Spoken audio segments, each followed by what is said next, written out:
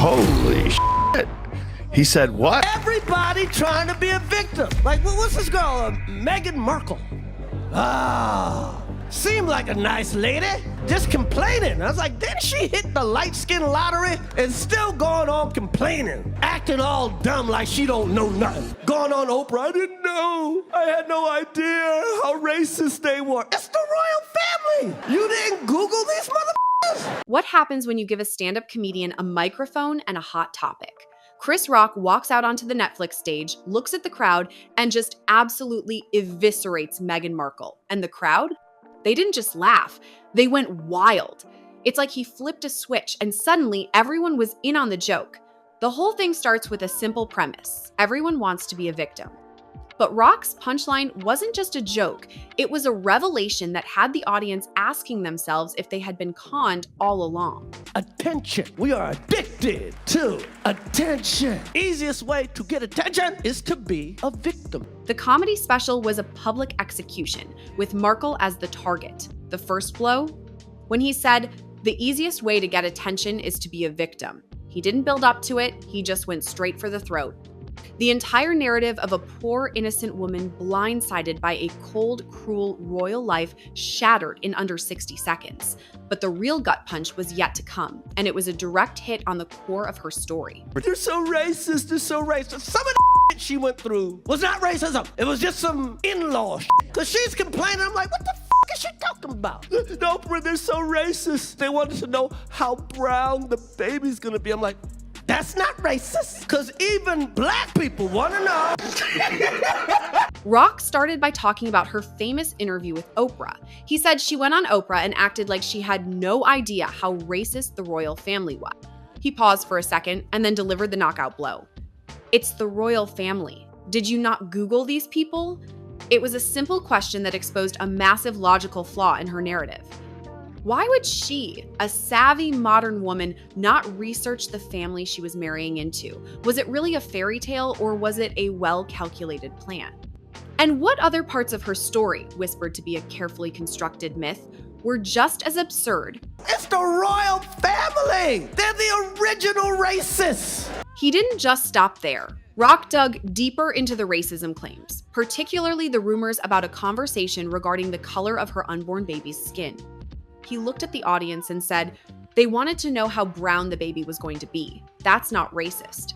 The crowd went silent, a collective gasp hanging in the air. Then he explained, even black people want to know. The tension broke and the audience erupted in laughter. It was a brutal piece of logic that turned her most serious accusation into a shared, relatable joke. But the question remained, if that wasn't racism, what were the other racist experiences she complained about, and what was she hiding? This is me eating sushi, like me. This is me 25 years ago when I was hot, like me. Oh, it's fucking sad. The comedian continued to dismantle her public persona, piece by piece. He compared her to a basketball player claiming to have never heard of the NBA. The comparison was so simple, so sharp, and so impossible to argue with that it made the whole "I didn't know" narrative look like a calculated ruse. Everyone knew that she had spent years dating a prince, with her eyes wide open and a camera-ready smile. And some even whispered that she was hunting for a husband in England who could give her wealth and fame, and she targeted Harry. Yet she maintained she was this innocent, blindsided actress. But why would she cling to such a fragile idea when the whole world knew the truth? I didn't know. That's like marrying into the Budweiser family and going, they drink a lot. Rock's jokes gave the audience permission to say out loud what they had been thinking all along. The poor Meghan act was pure fiction, and they might have been conned by her carefully curated public image. The damage was immediate. Every late-night host and satirist now had blood in the water. What Rock did in just a few minutes would, some say, take her PR team years to undo. But what happens when the jokes start to overlap, when comedians who have never shared a stage start making the exact same cracks? It becomes something far more devastating than a single roast. The comedy world pounced. In Britain, comics ripped into the couple for being walking contradictions, obsessed with status while pretending to reject it. They mocked the massive Netflix checks they cashed under the banner of purpose. They even made fun of their infamous "we want privacy" line. pointing out the absurdity of it while they constantly sought the spotlight. It was a chain reaction of mockery. But a rumor spread that Harry was allegedly furious behind the scenes about what was being said, which made everyone wonder, was their carefully constructed image beginning to crumble from the inside out? Late-night hosts across the Atlantic joined the fray. They mocked the brand deals, the self-pity, and the absurdity of their public statements. Jimmy Fallon zeroed in on her claim that she and Harry were married 3 days before the royal wedding. He joked about how silly he felt for waking up at 5 a.m. to watch two already married people get married. The humor was direct and relatable, hitting a nerve with the audience. But why would she make such a public and easily disproven claim? Was it a desperate attempt to regain control of the narrative, or was there something else behind it? The jokes became so common that they stopped feeling like comedy and started feeling like truth. The most devastating part? Memes moved faster than damage control. TikTok creators stitched her interviews with clips of rolling eyes and sarcastic voiceovers. The bizarre snack rebagging scene from her Netflix show was an instant classic, pure meme, gold. Her celebrity name drops were cut into compilations called Meghan's Imaginary Friends. Twitter users weaponized her contradictions, pairing privacy please screenshots with staged paparazzi shots. But whispers began to circulate that Harry was taking these jokes personally and was not happy with the constant mockery, which led to a big question. Was his relationship with his wife causing a rift between him and his family? The jokes became so common that they stopped feeling like comedy and started feeling like truth. The most devastating part? Memes moved faster than damage control. TikTok creators stitched her interviews with clips of rolling eyes and sarcastic voiceovers. The bizarre snack rebagging scene from her Netflix show was an instant classic, pure meme, gold. Her celebrity name drops were cut into compilations called Meghan's Imaginary Friends. Twitter users weaponized her contradictions, pairing privacy please screenshots with staged paparazzi shots. But whispers began to circulate that Harry was taking these jokes personally and was not happy with the constant mockery, which led to a big question. Was his relationship with his wife causing a rift between him and his family? The internet was a wildfire, and late-night television was the flamethrower. On Saturday Night Live, they were portrayed as a clueless royal dropout and his fame-chasing wife. The skits were exaggerated, but not by much. They made her look like a character in an ongoing soap opera, and the audience had switched from sympathy to pure mockery. Even Stephen Colbert, known for being less ruthless, dropped lines that made the audience cringe and laugh at the same time. But how much of this comedy was based on truth, and how much was simply a response to the ridiculousness of their public statements? It was a question on everyone's mind. Comedy club stages went even further, with no network censors to hold them back. Comics tore into their 6-hour Netflix documentary, calling it an infomercial for self-pity. They ridiculed the idea that bowing to the Queen was a traumatic ordeal and compared it to complaining about taking your shoes off at the airport.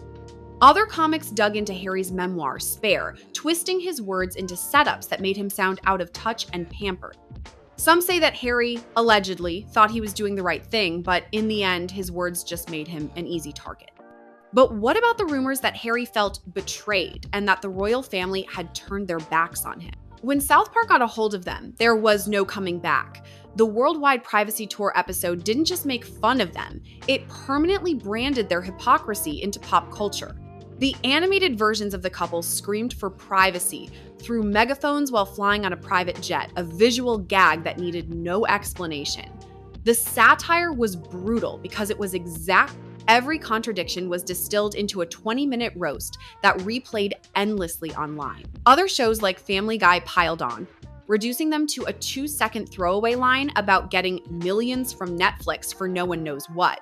But the word on the street is that a major blow-up happened between them and their friends who were trying to help them. Bill Maher didn't use skits or props. He used cold, hard logic.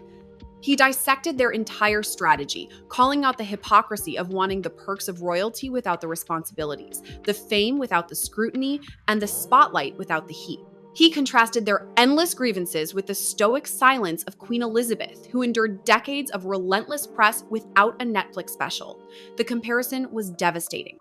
Maher's real punch landed when he said, "The world isn't obligated to play along with your personal drama. It stripped away the victim narrative and exposed the entitlement beneath it." Some say that this was the final straw and that their brand was, allegedly, terminally ill. The jokes and memes had outlived the news cycle. Even when they tried to pivot to charity work, the public heard every word through the echo of those jokes. Every statement sounded rehearsed, and every photo op looked staged. The roast had become the filter. Politicians survive scandals, and celebrities recover from PR disasters. But when your name becomes comedy shorthand for performative hypocrisy, the rumors say, you can't rebuild it. The whispers are that their entire strategy was allegedly a self-inflicted implosion. But what happened when their drama started to burn bridges with people who once gave them credibility? One of the most damning examples, sources say, was the implosion of the charity they were involved in. When Sophie Chandauka, a respected figure, decided she'd had enough, it was a slam heard around the world that left Harry absolutely fuming. It wasn't just a disagreement, it was a public departure that hinted at deeper issues behind the scenes. The whispers grew louder, and the rumors of a big fight became a reality. It was allegedly about their expectations and how they wanted the world to see them. This caused a major rift in their relationships. It made many wonder whether their relationship was truly unbreakable, or if the pressure of the constant scrutiny and mockery would eventually drive them apart. The constant comedy barrage made many people believe that their carefully constructed narrative was pure fiction. The constant jokes and public mockery created an environment where it was impossible for them to be taken seriously. The public no longer saw them as a prince and princess trying to live a normal life, they saw them as a punchline. The humor became a way for the public to process the absurdity of their situation. But did this comedy roast have a bigger impact on their family, or was it just a matter of time before their relationship fell apart, as many people allegedly said? The relentless jokes and the constant scrutiny caused more than just a public relations nightmare. It also led to their relationships with their friends and families falling apart. And so the world watches, waiting to see what happens next.